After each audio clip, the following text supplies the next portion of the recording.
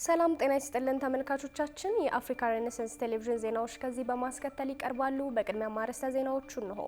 በአንድ ሳምንት በ8 ዙር ከ1600 በላይ ዜጎች ከሳውዲ አረቢያ ወደ ኢትዮጵያ ተመለሱ።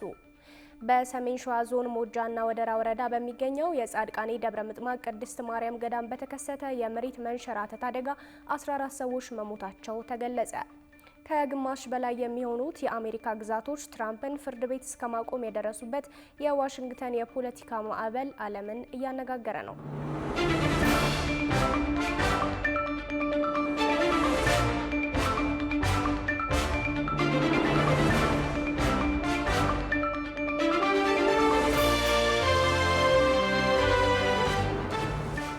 እንደምን አላችሁ ተመልካቾቻችን፣ ይህ የአፍሪካ ሬኔሳንስ ቴሌቪዥን የዜና ሰዓት ነው። የተመራረጡ ዜናዎቻችንን ወደ እናንተ እናደርሳለን። ጽዮን ላይኩ ነኝ።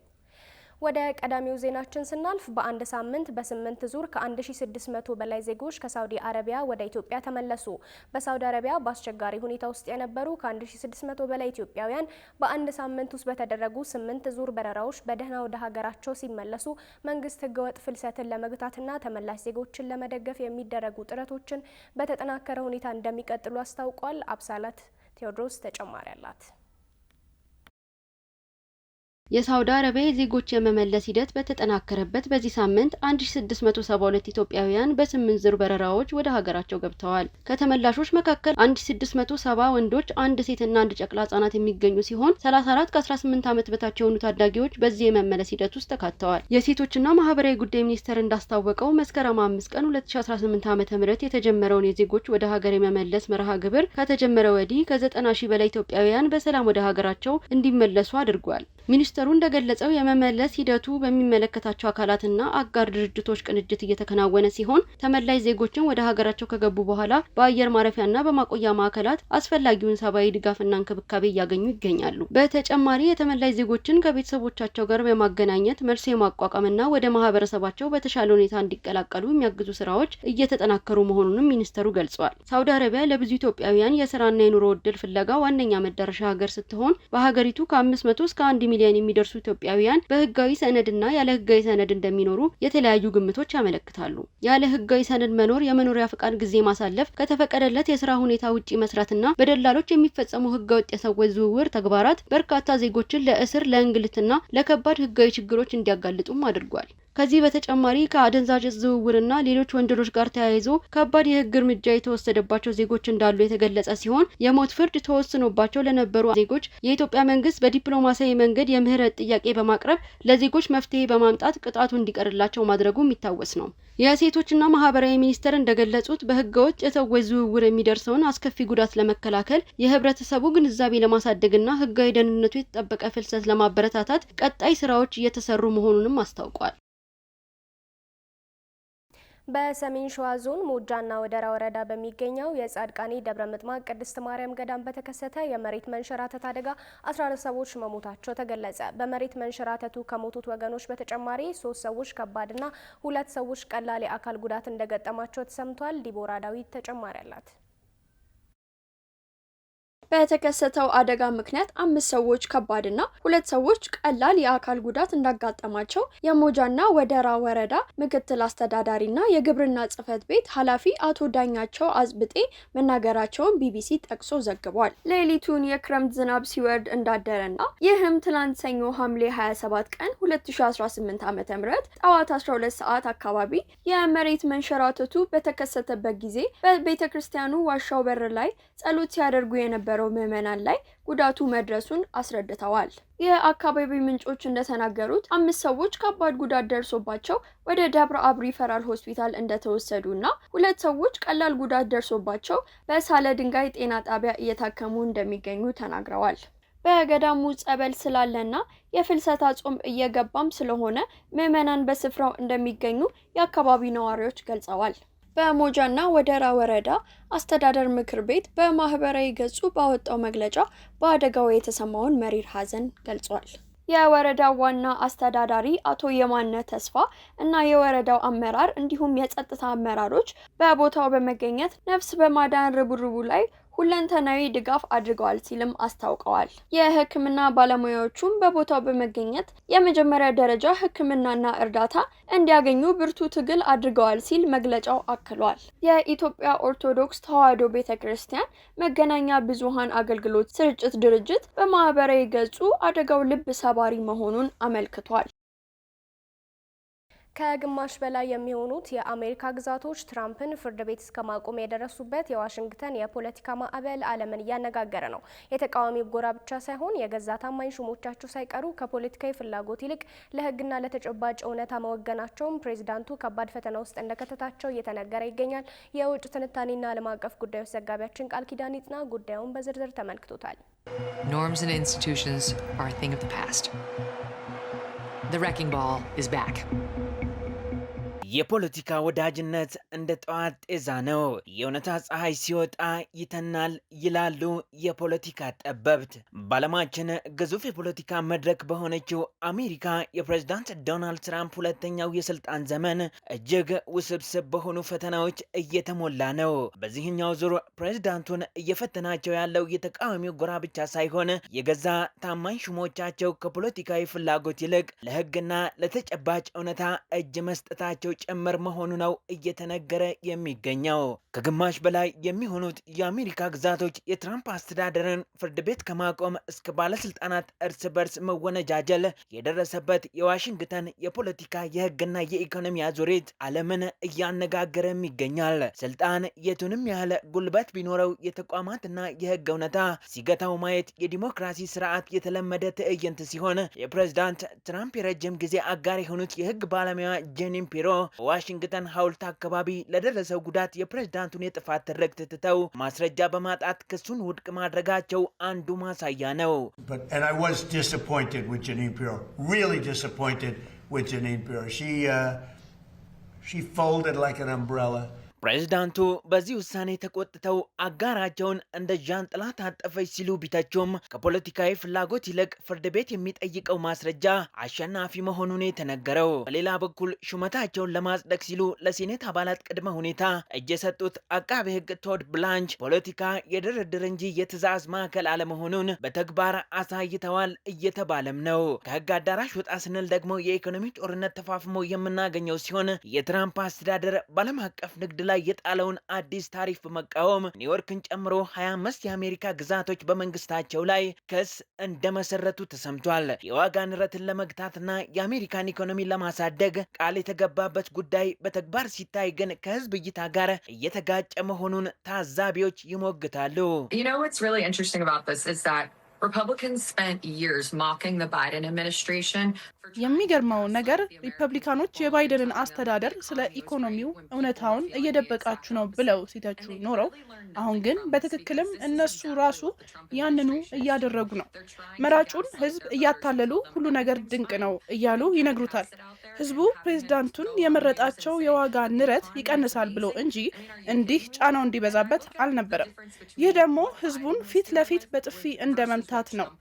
And so it is just a slap in the face to the people that put him into office. በሌላኛው የዋሽንግተን ጥግ ደግሞ ዝምታ ከሺህ ቃላት በላይ የሚናገርበት ታሪካዊ ክስተት ተመዝግቦ እናገኘዋለን። የቀድሞው የጤና አማካሪ ዶክተር አንቶኒ ፋውቺ በኮቪድ-19 ምርመራ ዙሪያ በሴኔት ኮሚቴ ፊት ቀርበው እንከን የለሽ በሆነ ዝምታ 111 ጊዜ ፌብዝ አሜንድመንት የተሰኘውን የህግ ከለላን ተጠቅመው ወይ ፍንክች ያሉበት ሁኔታ አስገራሚም አነጋጋሪም አስተዛዛቢም ሆኖ ነበር ያለፈው። የሰውን ልጅ ፍላጎት ህግ ሲገራው እንደሚባለው ፋውቺ ከፕሬዝዳንታዊ ምህረት ጋርም ቢሆን ራሳቸውን ከክስ ለመከላከል የመረጡት መንገድ የህግና የፖለቲካው ጦርነት ምን ያህል ስልታዊ መሆኑን ያሳየ ነበር። የስደተኞች ጉዳይም ቢሆን የቃላትና የተግባር ፊልሚያ መሆኑ በዋሽንግተን ፖለቲካ ውስጥ እንደቀጠለ ሲሆን የሀገር ውስጥ ደህንነት ሹሙ ማርክ ዌን ሙሊን ህገወጥ ስደተኞች ያለምንም ምህረት ይባረራሉ የሚል አወዛጋቢ መግለጫ በሰጡ ማግስት በሌላ መድረክ ላይ ሀገሪቱ የሰራተኛ እጥረት ስላላት የህግ ማሻሻያ ያስፈልጋታል ማለት ጥረታቸው ከወግ አጥባቂ የፖለቲካ አጋሮቻቸው ሳይቀር የክህደት ውንጀላን አትርፎላቸዋል። ያም ተባለ ይህ ከነዚህ ተደራራቢ ክስተቶች የምንማረው አንድ ትልቅ ሀቅ ቢኖር ታዋቂው የፖለቲካ ፈላስፋ ማኪያቬሊ እንዳለው የገቡትን ቃል ከመጠበቅ ይልቅ የእውነታውን አስገዳጅነት መረዳት የፖለቲካ ጥበብ ሲሆን በአሜሪካ የሚታየው ይህ ውዝግብ ስልጣን በግለሰቦች ፍላጎት ብቻ ሳይሆን ጠንካራ በሆኑ የህግ የኢኮኖሚና የተቋማት ሚዛኖች የሚገራ መሆኑንም ለዛሬውም ሆነ ለነገው ትውልድ የማይሽር ትምህርት የሚሰጥ ነው። And this time, he and his supporters mean business. Things are going to get wrecked because በዓለም አቀፍ ደረጃ የቡና ዋጋ መጨመር የኢትዮጵያ ቡና አምራች ገበሬዎችን ተጠቃሚ እንዳደረገ ተገለጸ። ቡና ለኢትዮጵያ ከእርሻ ምርት በላይ የኢኮኖሚዋ ዋና የውጭ ምንዛሬ ምንጭ ሲሆን፣ ነገር ግን በዓለም ገበያ የቡና ዋጋ ሲጨምር ገበሬው እኩል ተጠቃሚ ይሆናልን የሚለው አጠያያቂ ነው። ብዙነህ እንዳለ የቡና አምራችን አናግሮ ተከታዩን ዘገባ አዘጋጅቷል። አቶ ንጉሴ ገመዳ በሲዳማ ክልል ጉራ ወረዳ የሚገኙ ታዋቂ የቡና አምራችና ላኪ ሲሆኑ በ2012 ዓ.ም በተካሄደው የመጀመሪያው የኢትዮጵያ ካፕ ኦፍ ኤክሰለንስ የቡና ቅምሻ ውድድር ከ90 በመቶ በላይ ጥራት በማስመዝገብ አንደኛ ወጥተዋል። በ2018 በጀት ዓመት ኢትዮጵያ ከቡና ምርት ሽያጭ 3 ቢሊዮን የአሜሪካን ዶላር ገቢ ማግኘት ስትችል ይህንን አፈጻጸምም ከቀደምት ዓመታት ጋር ሲወዳደር የላቀ እድገት ያሳየ ሲሆን ሀገሪቱም በዓለም አቀፍ ገበያ ያላት ተወዳዳሪነት መጠናከሩን ያሳያል። ቡና ለኢትዮጵያ ከእርሻ ምርት በላይ የኢኮኖሚያም ዋና የውጭ ምንዛሬ ምንጭ ሲሆን ነገር ግን በዓለም ገበያ የቡና ዋጋ ሲጨምር ገበሬው እኩል ተጠቃሚ ይሆናል የሚለው አጠያያቂ ነው። የኢትዮጵያ ቡና በዓለም አቀፍ ደረጃ በተለይም እንደ ዱባይ ባሉ ትልልቅ ዓለም አቀፍ አውደ ርዕዮች ላይ በስፋት እየቀረበ ይገኛል። በቻይናና በሌሎች ታዳጊ ገበያዎችም የኢትዮጵያ ቡና ፍላጎት ከፍተኛ እድገት አሳይቷል። በዚህ እድገት ውስጥ አምራቹ ገበሬ ምን ተጠቀመ ስንል ጠይቀናል። የቡና አምራቾች ከዚህ ቀደም በገበያ ትስስር ውስጥ ትልቅ እንቅፋት ነው የሚባለው የደላላ ጉዳይ መቀነሱንና ገበሬውም በቀጥታ ተጠቃሚ ሆኗል ሲሉ አቶ ንጉሴ ገመዳ ለአርትስ ገልጸዋል። ገበሬው ተጠቃሚ ሆኗል። አሁን ባለፉት 2-3 ዓመት ወዲህ በፊት በጣም በቅናሽ 1 ኪሎ ግራም 10 የሚሸጠውን ስፔሻሊቲ ቡና በአሁኑ ሰዓት እስከ 300 ድረስ ሽጦ ገበሬው በጣም ተጠቃሚ ሆኗል። የዓለም አቀፍ ዋጋው ትንሽ ለአቅራቢና ለላኪ ነጋዴዎች ነው እንጂ ለገበሬ በአሁኑ ሰዓት በጣም ጥሩ ነው። አሁን ገበሬው የመሀል ደላላ እንደተባለው በፊት በመሀል ያሉ ደላላዎች ወጥቶ ገበሬው ቀጥታ የራሱን ቡና እስከ ውጭ ሀገር መላክ ከዛን በኋላ በጥሩ ሁኔታ አዘጋጅቶ ለላኮች ለአቅራቢዎች እየሸጡ በእሸትም ሆነ ቀጥታ በመላክም ገበሬው ተጠቃሚ ሆነዋል። ከመሀል ደላላ ወጥቷል። በዛ ያሉ ቅሬታዎች እየተፈታ ነው። ጥሩ ነው። በዓለም ላይ የተፈጠረው የአየር ንብረት ለውጥ ለኢትዮጵያ የቡና ምርት አዲስ እድል ይዞ የሚመጣ መሆኑን ነው የዘርፉ ባለሙያዎች የሚገልጹት። ይህ ለውጥም የኢትዮጵያን የቡና ምርት ላይ በበጎ መልኩ ሊንጸባረቅ እንደሚችል ተናግረዋል። አቶ ንጉሴም በዓለም ላይ የተፈጠሩ ቀውሶች ለኢትዮጵያ የቡና አምራቾች፣ ገበሬዎች፣ አቅራቢዎችና ላኪዎች እንቅፋት ፈጥረው እንደነበረ ቢያነሱም እንደ ሀገር ዘንድሮ ካምናው የተሻለ ገቢ መገኘቱንም አንስተዋል። ያው የዚህ ዓመት ያው እንደ ዓለም የተከሰተው ክስተት ትንሽ አቅራቢዎች ላኮች ላም በእንዝል ነዳጅ በመጥፋቱ ኮንቴነር እጥረት፣ የመርከብ ችግሮች አሉ። ያው እንደ ሀገር ነው እንደ ዓለም ነው እሱ ችግር ያጋጠመን ቢሆንም ጥሩ እኛም ጥሩ ሰርተናል፣ ጥሩ ልከናል። እንደ ሀገርም ከ3.6 ቢሊዮን ዶላር ገቢ ሆኗል። ስለዚህ ያው እየጨመረ ነው፣ በየአመቱ እየጨመረ ነው። በ2050 ከዓለማችን 5 ቀዳሚ የአረቢካ ቡና አምራች ሀገራት መካከል ብራዚል፣ ኮሎምቢያ፣ ኢትዮጵያ፣ ሆንዱራንስ እና ፔሩ መካከል ኢትዮጵያ ከአየር ንብረት ለውጥ የተሻለ ተጠቃሚ ትሆናለች ተብሎ ይጠበቃል ተብሏል። በአሁኑ ወቅት በአገሪቱ ለቡና ልማት ተስማሚ የሆኑ የመሬት ስፋት 4 በመቶ ብቻ ቢሆንም በ2050 ግን ይህ መጠን በ3 እጥፍ አድጎ 12 በመቶ እንደሚደርስም ተነግረዋል። ተመልካቾቻችን የአፍሪካ ሬኔሳንስ ቴሌቪዥን ዜናዎች እንደቀጠሉ ናቸው። ወደ ቀጣዮቹ ጉዳዮቻችን ከመሻገራችን በፊት ይፋዊ የማህበራዊ ገጾቻችንን ልናስታውሳችሁ ወደድን። በቴሌቪዥን ስርጭት ያለፋችሁን ፕሮግራሞቻችንን ከ1.8 ሚሊዮን በላይ ሰብስክራይበሮች ባሉት አርትስ ቲቪ ወርልድ የዩቲዩብ ገጻችን በኩል ልትከታተሉን ትችላላችሁ። በተጨማሪም በርካታ ተከታዮችን ባፈራንባቸው በፌስቡክ፣ በቀድሞ ትዊተርና በአሁኑ ኤክስ እንዲሁም በቲክቶክና ኢንስታግራም ገጾቻችን በኩል ቤተሰብ መሆን ትችላላችሁ። ከቆይታ በኋላ ከሀገር ውስጥና ከባህር ማዶ የተመራረጡ ስፖርታዊ መረጃዎችን ወደ እናንተ እናደርሳለን። ይጠብቁን። የደቡብ አፍሪካ መንግስት ያለ ካሳ መሬትን ለመውረስ ባወጣው ህግ ምክንያት በተቃዋሚ ፓርቲ ክስ ቀረበበት። በደቡብ አፍሪካ መንግስት ሁለተኛውን ትልቁ ፓርቲ የሆነው ዴሞክራቲክ አሊያንስ መንግስት ለህዝብ ጥቅም ሲባል መሬትን እንዲወስድ የሚፈቅደውን የመሬት ማስወረስ ህግ በፍርድ ቤት መቃወሙ ተገልጿል። ለዝርዝሩ በእውቀቱ አዝመረው። በደቡብ አፍሪካ የግል መሬቶችን በአንዳንድ ሁኔታዎች ያለ ካሳ በመንግስት እንዲወረሱ የሚፈቅደውን የመሬት ማስወረስ ህግን በመቃወም በገዢው የብሔራዊ አንድነት ጥምረት ውስጥ ሁለተኛ ትልቁ ፓርቲ የሆነው ዲሞክራቲክ አሊያንስ በዌስተርን ኬፕ ከፍተኛ ፍርድ ቤት ክስ መመስረቱን አስታውቋል። የዲሞክራቲክ አሊያንስ ፓርቲ ህጉ ለመንግስት ሰፊና ግልጽ ያልሆነ ስልጣን እንደሚሰጥ፣ የደቡብ አፍሪካን ህገ መንግስትና የግል ንብረት መብት እንደሚጥስ እንዲሁም በሀገሪቱ የውጭ ኢንቨስትመንት ላይ አሉታዊ ተጽዕኖ እንደሚያሳድር በመግለጽ ህጉ ውድቅ እንዲደረግ መጠየቁ ተገልጿል። የመሬት ማስወረስ ህጉ በፕሬዝዳንት ሲሪል ራማፎዛ በጥር 2025 የጸደቀ ሲሆን የአፓርታይድ ስርዓት ያስከተለውን የመሬት ባለቤትነት አለመመጣጠን ለማስተካከል እንደተዘጋጀ የተገለጸ ሲሆን ሆኖም ግን እስካሁን በህጉ መሰረት የተወረሰ መሬት የለም ተብሏል። ህጉ በአሜሪካው ፕሬዝዳንት ዶናልድ ትራምፕ ከፍተኛ ተቃውሞ ያስነሳ ሲሆን ትራምፕ ህጉ ነጭ ገበሬዎችን ኢላማ ያደርጋል በማለት ወደ ደቡብ አፍሪካ የሚላከውን የአሜሪካ እርዳታ ማቋረጣቸውንና በንግድ ላይ ታሪፍ መጣላቸው ይታወሳል። በሌላ በኩል በፕሬዝዳንት ሲሪል ራማፎዛ የሚመራው አፍሪካን ናሽናል ኮንግረስ ፓርቲ ህጉ ከአፓርታይድ ዘመን ጀምሮ የቆየውን የመሬት ባለቤትነትና የኢኮኖሚ አለመመጣጠን ለማረም የተወሰደ አስፈላጊ እርምጃ መሆኑን በመግለጽ ህጉን ተከትሏል። የደቡብ አፍሪካ መንግስት በበኩሉ የትራምፕን ትችት በማጣጣል ህጉ በበርካታ ሀገሮች ከሚገኙ ተመሳሳይ ህጎች ጋር የሚመሳሰል መሆኑን በመግለጽ በጉዳዩ ላይ የፍርድ ቤቱ ክርክር ለቀናት እንደሚቀጥል ሲጠበቅ ዳኞች የመጨረሻ ውሳኔ ለመስጠት ሳምንታት ወይም ወራት ሊወስዱ እንደሚችሉ ሮይተርስ ዘግቧል። ክቡራን ተመልካቾቻችን በቀጣይ የምናመራው ከሀገር ውስጥና ከውጭ የተመራረጡ ስፖርታዊ መረጃዎችን ወደ እናንተ ወደምናደርስበት ዝግጅት ነው። ስፖርታዊ መረጃዎቹን ባልደረባችን ሷሊህ መሐመድ ይዞ ይጠብቃችኋል። ከመረጃዎቹ ጋር መልካም ቆይታ።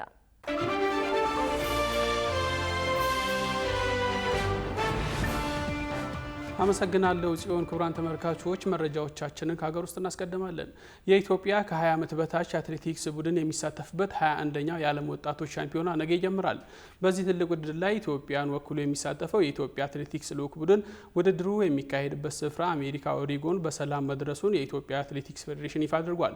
እስካሁን ምክንያታቸው በይፋ ባልተገለጹ ጉዳዮች ከጉዞ የቀሩ አትሌቶች እንዳሉ የታወቀ ሲሆን ወደ ውድድሩ ስፍራ ያቀኑ አትሌቶች ግን በሰላም መድረሳቸው ተገልጿል። ዘንድሮ የዓለም ሻምፒዮና ኢትዮጵያ በ5000 ሜትር፣ በ3000 ሜትር፣ 1500 ሜትር እና በ800 ሜትር በሁለቱም ጾታዎች እንደሚሳተፉ ሲጠበቅ በተጨማሪም በ3000 ሜትር መሰናክል እና በ4000 ሜትር በሴቶች እንዲሁም በእርምጃ ውድድር ደግሞ በሁለቱም ጾታዎች የምትሳተፍ ይሆናል። ሻምፒዮናው በአሜሪካ ኦሪጎን ግዛት ዩጂን ከተማ ከነገ ሐምሌ 29 ቀን እስከ ነሐሴ 3 2018 ዓ.ም የሚካሄድ ይሆናል ተብሏል።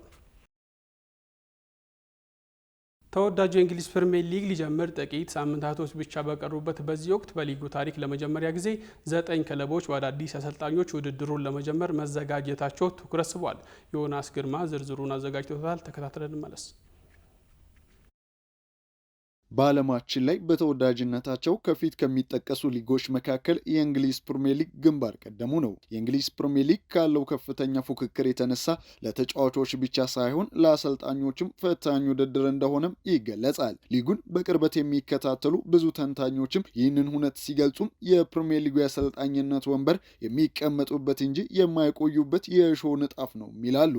ታዲያ ገና የ2026/27 የውድድር ዘመን ሳይጀመር ሊጉ በታሪኩ አይቶት የማያውቀውንም አዲስ ክብረ ወሰን አስመዝግበዋል። አዲሱ የ2026/27 የእንግሊዝ ፕሪሚየር ሊግ አዲስ ክብረ ወሰንም በሊጉ ታሪክ ለመጀመሪያ ጊዜ 9 ክለቦች አዳዲስ አሰልጣኞችን በመሾም ውድድሩን ለመጀመር መዘጋጀታቸው ሲሆን ይህም በሊጉ የመክፈቻ ሳምንት ከፍተኛው የአዳዲስ አሰልጣኞች ቁጥር ሆኖም ተመዝግበዋል። ቀደም ሲል ይህ ክብረ ወሰን ተይዞ የነበረው በ2016/17 የውድድር ዘመን ሲሆን በዚህ የውድድር ዘመን ፔፕ ጋርዲዮላን ጨምሮ 8 አዳዲስ አሰልጣኞች ሊጉን መቀላቀላቸውንም ታሪክ ያስታውሳል። ታዲያ ከዛ ጊዜ ጀምሮ ሊጉን ከ8 በላይ አሰልጣኞች ሲይዙት ይህ ለመጀመሪያ ጊዜ ሲሆን ዘንድሮ አዲስ አሰልጣኞችን ይዘው ከሚመጡ ክለቦች መካከል አንደኛው ሊቨርፑል ሲሆን አርኔ ስሎትን አሰናብቶ አንዶኒ አሮላን ሲሰይም ማንቸስተር ሲቲም ፔፕ ጋርዲዮላ ከስኬታማ ቆይታው በኋላ መልቀቃቸውን ተከትሎ ኤንዞ ማሬስካን ወደ ኢታድ አምጥቷል። በሌላ በኩል ቼልሲ በሊያም ሮዚነር ቦታ ዣቪ አሎንሶን የመረጠ ሲሆን ኒውካስል ዩናይትድ ኤዲሃው በመልቀቃቸው ምክንያት ማቲያስ ሃሴለስን ለመሾም ዝግጁ ቅንጅቱንም አጠናቋል። በተጨማሪም ቦርንሞዝ፣ ኖቲንጋም ፎረስት፣ ክሪስታል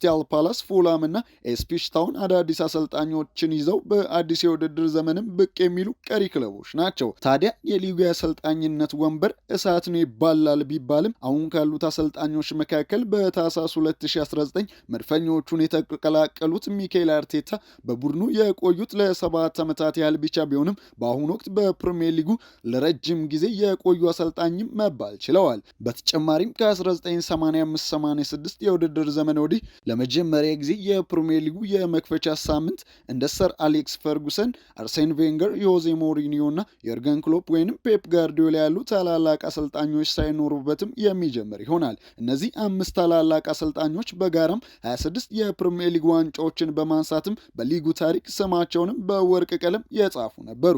የሊጉ ታሪክ እንደሚነግረን አዳዲስ አሰልጣኞችን መሾም ሁልጊዜም የስኬት ዋስትና የማይሆን ሲሆን እንደ ማሳያም እስካሁን ከ1992 ወዲህ በፕሪሚየር ሊጉ ታሪክ በመጀመሪያ የውድድር ዓመታቸው ዋንጫ ማንሳት የቻሉት 6 አሰልጣኞች ብቻ ሲሆኑ ጆዜ ሞሪኒዮ፣ ኢማኑኤል ፔሌግሪኒ፣ አንቶኒዮ ኮንቴ እና ከአንድ ዓመት በፊት በመጣበት ዓመት ከሊቨርፑል ጋር የሊጉን ዋንጫ ያጣጣመው አርኔ ስሎትም ይገኙበታል። ታዲያ አብዛኞቹ የሊጉ ታላላቅ ቡድኖች በአዲስ ፍልስፍናና በአዲስ አሰልጣኝ በሚጀምሩበት በዚህ የ2026-27 የውድድር ዘመን የዋንጫው ፍልሚያና የአውሮፓ ሻምፒዮንስ ሊግ ቦታን ለማግኘት የሚደረገው ፉክክር ከምንጊዜውም በላይ አጓጊና ያልተጠበቀ እንደሚሆንም ይጠበቃል። የአዲሶቹ አሰልጣኞች ጉዞ ወዴት ያመራ ይሆን? እሳቱን ወንበር መቋቋም ተስናቸው ከወዲሁ ይሰናበታሉ ወይንስ ደግሞ በመጡበት ዓመት የሊጉን ዘውድ በመድፋት የነ ጆዜ ሞሪኒዮን ታሪክ ይጋራሉ? በጉጉትም የሚጠበቅ ይሆናል።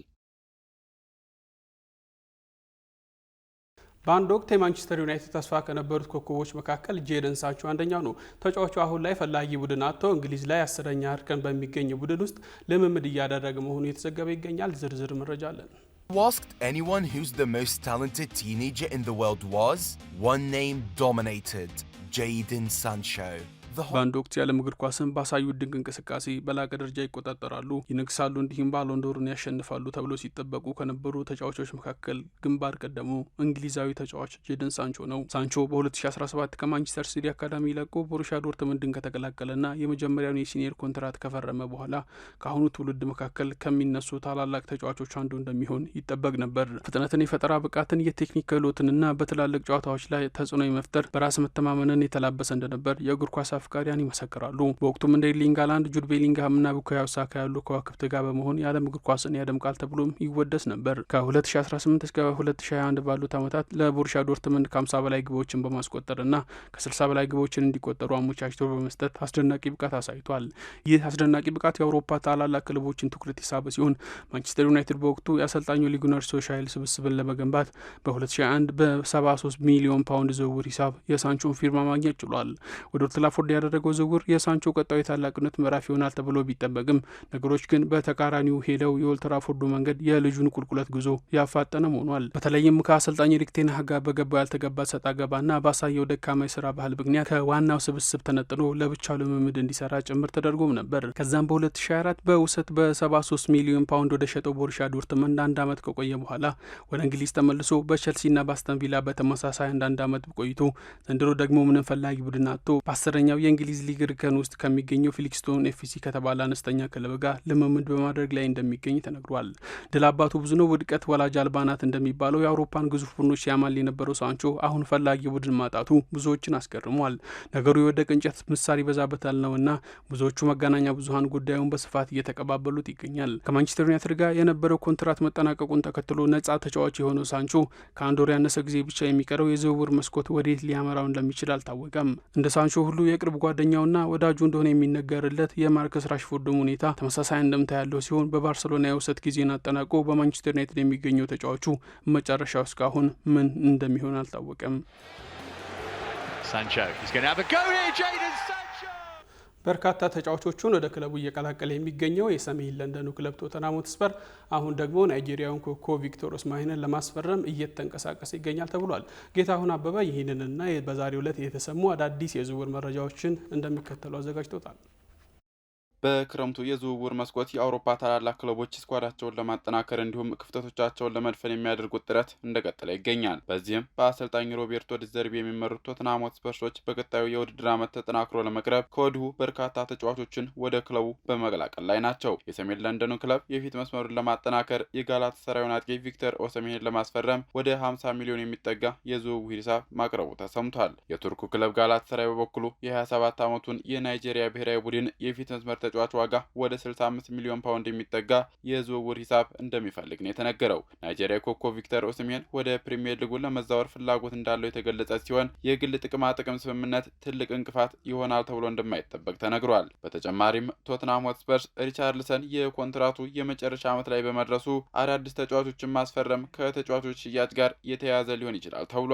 ነገር ግን ቶተንሃም ሆትስፐርስ የኦሲሜንን ፊርማ ለማግኘት ከቼልሲ፣ ማንቸስተር ዩናይትድ እና አትሌቲኮ ማድሪድ ከመሳሰሉ ክለቦች ከፍተኛ ፍክክር ይጠብቀዋል ተብሏል። በሌላ በኩል በርካታ ተጫዋቾችን እንዲሁም አሰልጣኙን ጭምር በመሸኘት ላይ የሚገኘው የእንግሊዙ ኒውካስትል ዩናይትድ ስኳዱን በአዲስ መልክ ለመገንባትና ክፍተቶችን ለመሸፈን አዳዲስ ተጫዋቾችን ለማስፈረም የጀመረውን እንቅስቃሴ አጠናክሮ ቀጥሏል። ኒውካስትል ዩናይትድ በክረምቱ የዝውውር መስኮት የበርንማውዝና የአሜሪካ ብሔራዊ ቡድን የመሃል ሜዳ ተጫዋች ታይለር አዳምስን ወደ ሴንት ጄምስ ፓርክ ለማምጣት ከፍተኛ ፍላጎት ማሳየቱ ተገልጿል። ክለቡ ቀደም ሲል ይከታተሏቸው የነበሩ ሌሎች አማራጭ ተጫዋቾችን በመተው ትኩረታቸውን ሙሉ በሙሉ ወደዚህ የ27 ዓመት አሜሪካዊ አማካኝ ማድረጋቸውን የተሰማው ታይለር አዳምስ በቅርቡ በተጠናቀቀው የዓለም ዋንጫ ላይ ለአሜሪካ ብሔራዊ ቡድን ያሳየው አስደናቂ ብቃትና የመሃል ሜዳ መሪነቱ የኒውካስትልን የስካውቲንግ ቡድን ቀልብ መሳቡ ተነግሯል። በተለይ ክለቡ አሰልጣኙን ጨምሮ በርካታ ተጫዋቾችን በመሸኘቱ ምክንያት በመሃል ሜዳው ላይ የተፈጠረውን ክፍተት ለመሙላት በስፋት እየተንቀሳቀሰ እንደሚገኝ ተመላክቷል። በሌላ የዝውውር ዜና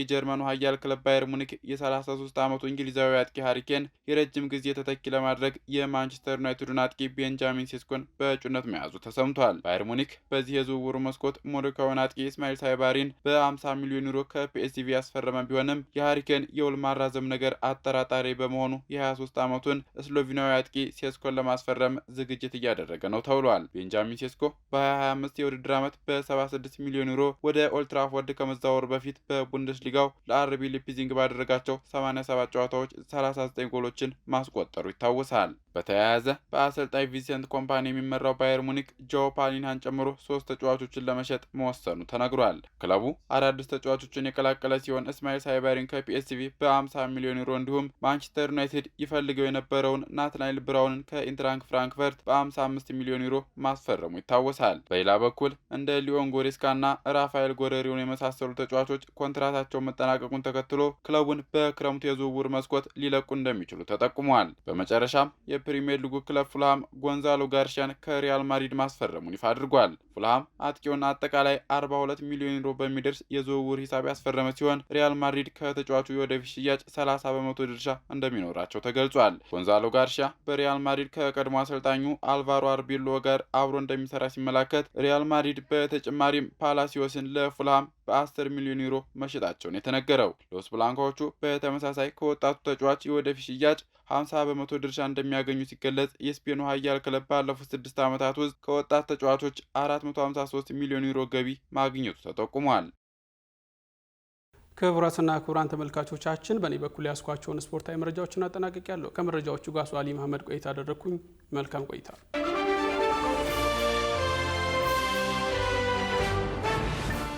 ውድ ተመልካቾቻችን የአፍሪካ ሬኔሳንስ ቴሌቪዥን የሰዓቱ ዜናዎች የተከታተላችሁትን ይመስሉ ነበር። ስለሰጣችሁን ጊዜ ከልብ እያመሰገንን ከዜናዎቹ ጋር ጽዮን ላይ ቆይታ አድርጋለሁ። ከቀሪ የጣቢያችን ዝግጅቶች ጋር መልካም ጊዜን ተመኘው።